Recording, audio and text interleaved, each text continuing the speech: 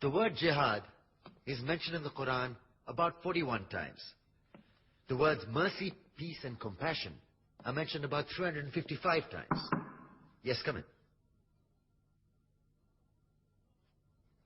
Come on in, Riaz. Sit down, please.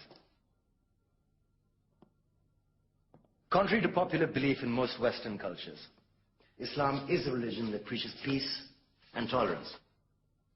Yes, Patricia.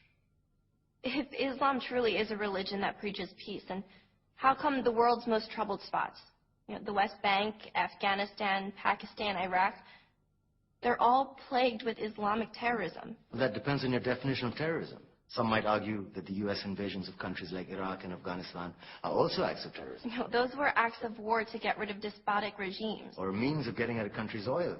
Conspiracy theories. Well, May I? Yes, please. Go ahead, Riaz. Mr. Khan is right. I mean, if we're talking about terrorists, the world's biggest terrorists are the white superpowers.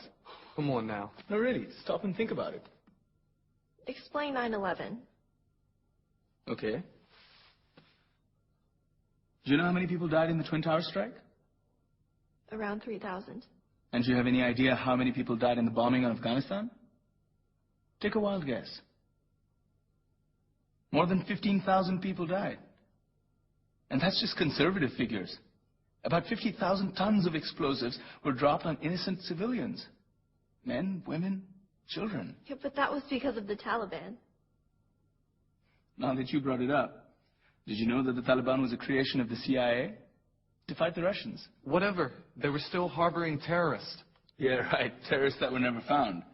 Just like the weapons of mass destruction that were never found in Iraq. Do you want to get into the death toll in Iraq?